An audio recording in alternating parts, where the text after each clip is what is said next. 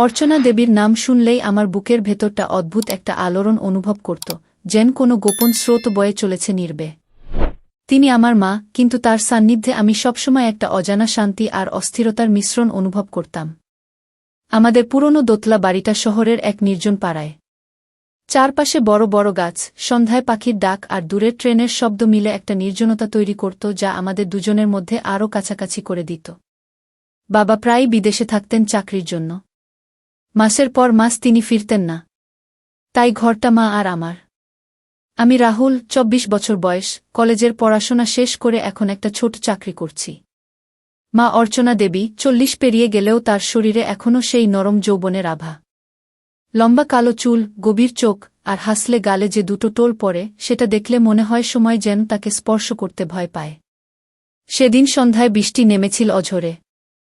জানালার পাশে দাঁড়িয়ে আমি বাইরের জলের ধারা দেখছিলাম। ঘরের ভেতরটা অন্ধকার হয়ে আসছিল, শুধু টেবিল ল্যাম্পের হালকা আলো জ্বলছিল। মা রান্নাঘর থেকে ডাকলেন, রাহুল, চা খাবি বাবা?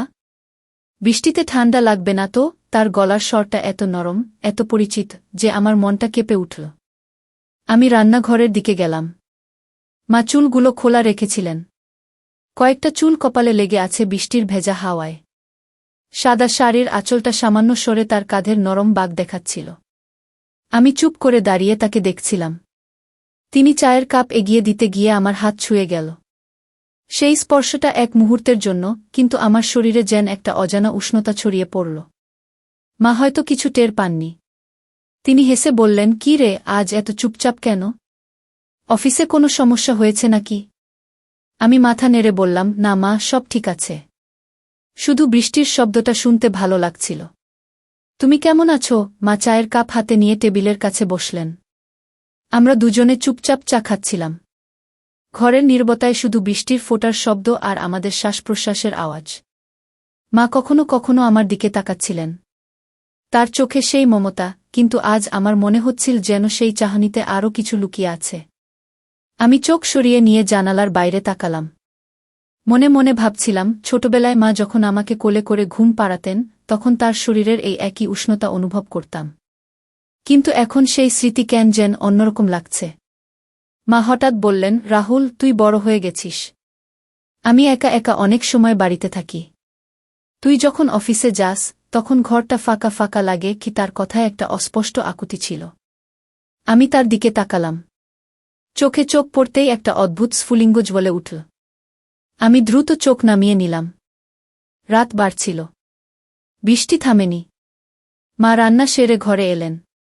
আমি বই পড়ার চেষ্টা করছিলাম, কিন্তু মন বসছিল না। মা পাশের ঘরে শুয়ে পড়লেন। দরজা আধ খোলা। আমি বিছানায় শুয়ে চোখ বন্ধ করলাম। কিন্তু ঘুম আসছিল না। মনে পড়ছিল মায়ের সেই নরম হাসি, তার চুলের গন্ধ, আর সেই সামান্য স্পর্শের উষ্ণতা। নিষিদ্ধ একটা চিন্তা মাথায় উকি দিচ্ছিল, কিন্তু আমি তা দূর করে দিতে চাইছিলাম। এটা তো ঠিক নয়। তিনি আমার মা। রাতের নীরবতায় শুধু বৃষ্টির শব্দ।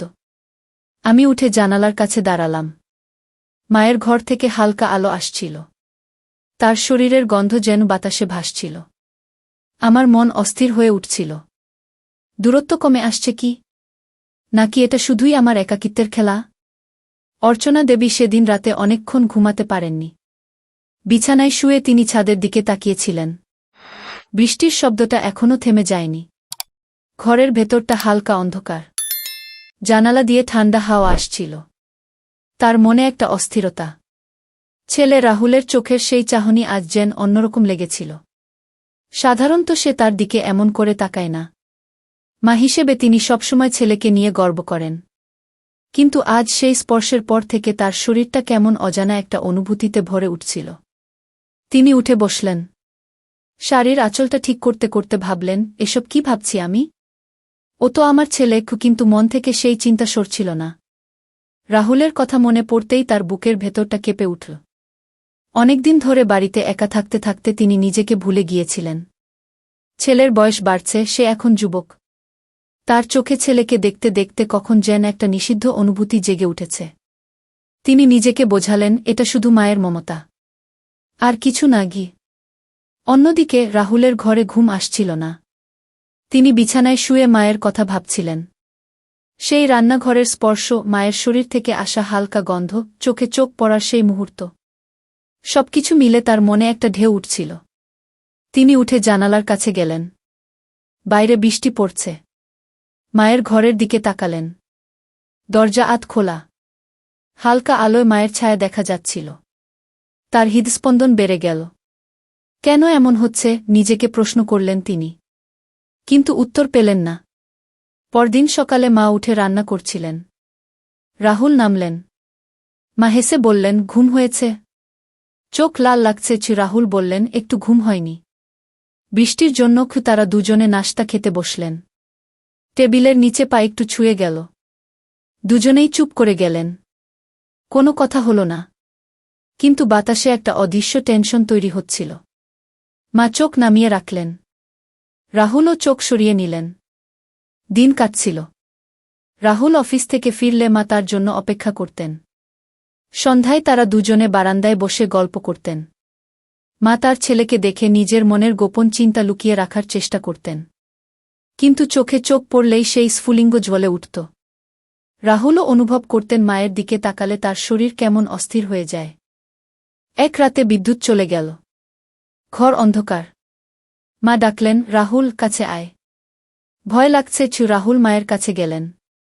দুজনে পাশাপাশি বসলেন। কোনো স্পর্শ নয়, শুধু কাছাকাছি।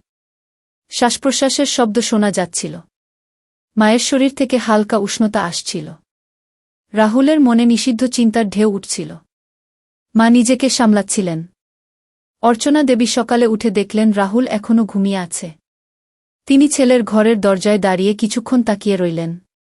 রাহুলের শান্ত মুখটা দেখে তার মনে একটা অদ্ভুত অনুভূতি জাগল। ও কত বড় হয়ে গেছে, মনে মনে বললেন। কিন্তু সেই চিন্তার সাথে আরও কিছু মিশে যাচ্ছিল যা তিনি নিজের কাছেও স্বীকার করতে চাইছিলেন না। তিনি দ্রুত রান্নাঘরে চলে গেলেন। চা বানাতে বানাতে তার হাত কাঁপছিল সামান্য। রাহুল উঠে এসে মায়ের পিছনে দাঁড়ালেন। মা, আজ অফিসে দেরি হবে না। তুমি একা থাকবে, সাবধানে থেকো। মা ঘুরে তাকালেন। চোখে চোখ পড়তেই দুজনেরই হৃদস্পন্দন বেড়ে গেল। মা হাসার চেষ্টা করলেন, তুইও সাবধানে যাস। রাতে তাড়াতাড়ি ফিরিস। রাহুল চলে যাওয়ার পর বাড়িটা ফাঁকা হয়ে গেল। অর্চনা দেবী একা ঘরে বসে জানালার বাইরে তাকিয়ে রইলেন। ছেলের কথা ভাবতে ভাবতে তার মন অস্থির হয়ে উঠল। একা বিছানায় শুয়ে যখন তিনি চোখ বন্ধ করেন, তখন রাহুলের শরীরের কথা মনে পড়ে যায়। এটা কি ঠিক? নিষিদ্ধ এই আকর্ষণ দিন দিন তাকে গ্রাস করছে। অফিসে রাহুলের মন বসছিল না। সারাদিন মায়ের মুখটা চোখের সামনে ভাসছিল। তার শাড়ির আঁচল, চুলের গন্ধ, সেই সামান্য হাতের ছোঁয়া। বাড়ি ফিরে দেখলেন মা বারান্দায় দাঁড়িয়ে আছেন। আয়, খেতে দিচ্ছি বলে মা ভেতরে গেলেন। খাওয়ার টেবিলে দুজনের মধ্যে কথা কম। কিন্তু চোখাচোখি হলেই টেনশন বাড়ে। মা নিজের নিষিদ্ধ চিন্তা লুকিয়ে রাখতে পারছিলেন না পুরোপুরি। রাহুলও অনুভব করছিলেন মায়ের দিকে তাকালে শরীরে অজানা শিহরণ হয়। রাতে আবার বিদ্যুৎ চলে গেল। দুজনে বসে মোমবাতি জ্বালিয়ে গল্প করছিলেন। মা বললেন, রাহুল, তুই বিয়ে করলে আমি একা হয়ে যাব। রাহুল বললেন, মা, তুমি কখনো একা হবে না। আমি তোমার কাছেই থাকব। কথাগুলো সাধারণ, কিন্তু বাতাসে ভারী হয়ে উঠছিল। কাছাকাছি বসে তাদের শ্বাসপ্রশ্বাসের শব্দ একে অপরের কানে পৌঁছাচ্ছিল। মায়ের শরীর থেকে আসা হালকা গন্ধ রাহুলের মনে নিষিদ্ধ চিন্তা জাগাচ্ছিল। তিনি উঠে পড়লেন, মা, ঘুমাতে যাই। এভাবে দিন কাটছিল। দূরত্ব কমছে না, কিন্তু আকর্ষণ তীব্র হচ্ছে। একাকী রাতে দুজনেই নিজেদের মনে নিষিদ্ধ ঢেউ অনুভব করছেন। মা ছেলের স্পর্শের কথা ভেবে অস্থির, রাহুল মায়ের উষ্ণতার কথা ভেবে অস্থির। অর্চনা দেবী সকালে উঠে রান্নাঘরে কাজ করছিলেন। তার মনটা এখনও গত রাতের সেই অন্ধকার মুহূর্তে আটকে ছিল। রাহুলের কাছাকাছি বসে থাকার সময় তার শরীর থেকে আসা উষ্ণতা যেন এখনও তার ত্বকে লেগে আছে। তিনি নিজেকে বারবার বোঝাচ্ছিলেন যে এটা শুধুই মায়ের ভালোবাসা। কিন্তু গভীর রাতে যখন একা শুয়ে থাকেন, তখন মনের গোপন কোণ থেকে নিষিদ্ধ চিন্তাগুলো উকি দেয়। ছেলের শরীরের কথা ভাবলে তার হৃদস্পন্দন বেড়ে যায়, শরীরে অজানা একটা কাঁপন অনুভব করেন। রাহুল অফিস থেকে ফিরে দেখলেন মা বারান্দায় দাঁড়িয়ে আছেন। সন্ধ্যার আলোয় তার শাড়িটা হাওয়ায় উড়ছিল।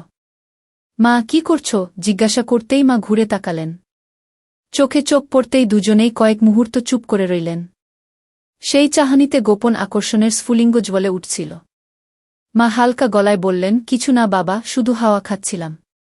তুই ক্লান্ত লাগছে, আয় হাত মুখ ধুয়ে নে। কি?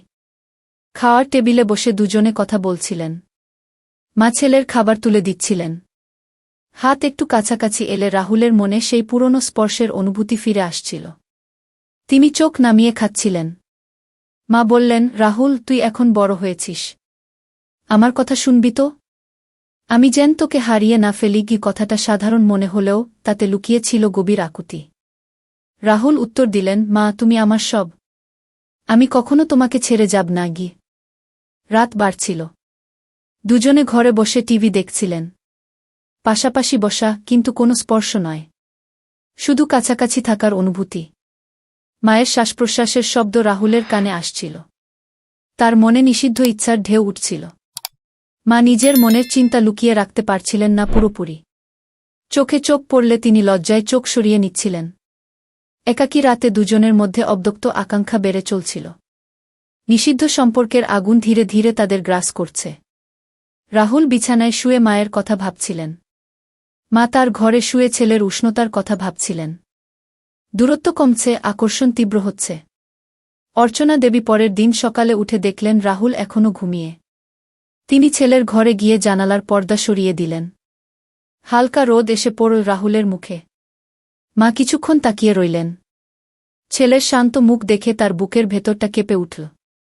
কি হচ্ছে আমার সাথে? মনে মনে বললেন। রাতে একা শুয়ে তিনি ছেলের শরীরের কথা ভেবে অস্থির হয়ে পড়েছিলেন। সেই নিষিদ্ধ চিন্তা দিন দিন তীব্র হয়ে উঠছে। রাহুল উঠে মায়ের দিকে তাকালেন। মা, তুমি ভালো আছো তো? মা হেসে বললেন, হ্যাঁ বাবা। তুই তৈরি হয়ে নে। গি সকালের নাশতার টেবিলে দুজনে বসলেন। হাতের কাছাকাছি হলে সেই অজানা অনুভূতি। কোনো স্পর্শ নয়, কিন্তু চোখাচোখি হলেই টেনশন। মা চোখ নামিয়ে রাখলেন। রাহুলও চুপ করে খেলেন। দিন গড়িয়ে সন্ধ্যা। রাহুল ফিরলে মা তাকে জড়িয়ে ধরার ইচ্ছা দমন করলেন। শুধু কাছে এসে বললেন, আজ কেমন গেল? তারা দুজনে বসে গল্প করলেন। মা তার জীবনের কথা বলছিলেন। রাহুল শুনছিলেন। রাতের নীরবতায় তাদের মধ্যে অব্যক্ত আকাঙ্ক্ষা বেড়ে চলছিল। একা ঘরে শুয়ে মা ছেলের কথা ভাবছিলেন। রাহুলও মায়ের গন্ধ মনে করে অস্থির। নিষিদ্ধ আকর্ষণ ধীরে ধীরে গভীর হচ্ছে।